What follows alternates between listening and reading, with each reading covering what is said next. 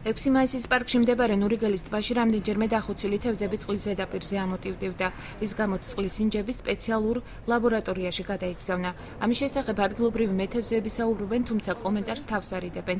მათი თქმით, დახოცილ თევზებს შორის იყო კეფალი და თეთრის ქელშუბლაც, რომელიც ტბას ზედმეტი შლამისაგან წმენს. მეთევზეების აზრით, ტბას აყოფა ცხოვრება ნარჩენები, ასევე ახლო მდებარე სამრეცხაოებიც აბინძურებს. წაიღეს ლაბორატორიაში სინჯი.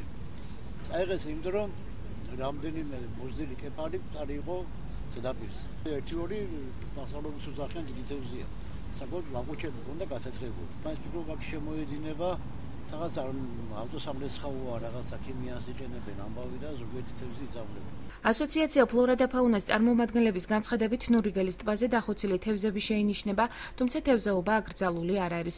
სპეციალისტების დასკვნით, ტბაში ჟანგბადის ნაკლებობის გამო მისი დეგრადაციის პროცესი მიმდინარეობს, რის გამოც რამდენიმე წლის წინ ტბაში სპეციალური წყლის სანიტრებად წოდებული თევზები გაუშვეს, რომლებსაც მეთევზეები ხშირად იჭერენ. ფლორა და ფაუნას აღმასრულებელი დირექტორი შესაბამის უწყებებს საკითხის დროულად მოგვარებისაკენ მოუწოდებს.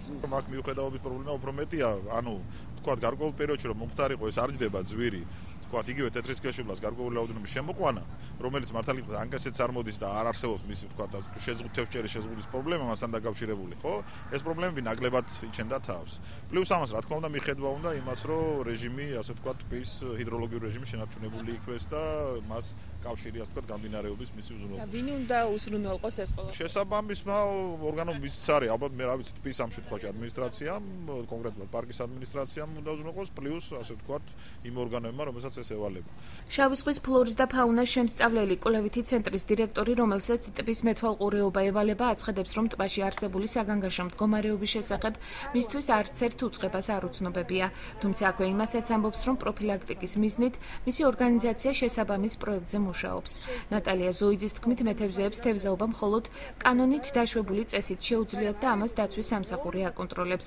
აკრძალვის უფლება კი არ აქვთ. არ მაქვს არანაირი ოფიციალური ესეთი ინფორმაცია დასკვნა, თუნდაც ვინმე მოსული იყოს ეთქვას, რომ აი კატასტროფა ტბასთან დაკავშირებით ჩვენ გვაქვს სამუშაო სამოქმედო გეგმა, წყალმცენარეების სიჭარბე იწვევს კი ნამდვილად ჟანგბადის უკმარისობას და ასე შემდეგ, მაგრამ ამისთვის არსებობს რამდენიმე გზა, მაგალითად შეიძლება ბალახის მჭამელი თევზების გაშვება, შეიძლება უბრალოდ წყლის ჭავლით აერაციის, იგივე ვთქვათ, შადრევნის გაკეთება, რომელიც წყალს შეუქმნის იმ პირობებს, რაც საჭიროა. აღნიშნული პროექტის განხორციელება მომავალი წლიდან იგეგმება, მანამდე კი მეთევზეები ტბაში სპეციალურად გაშვებულ, ეგრეთ წოდებულ წყლის სანიტრებს, მათ შორის 18 კილოგრამიან ქელშუბლას დაუბრკოლებლად იჭერენ.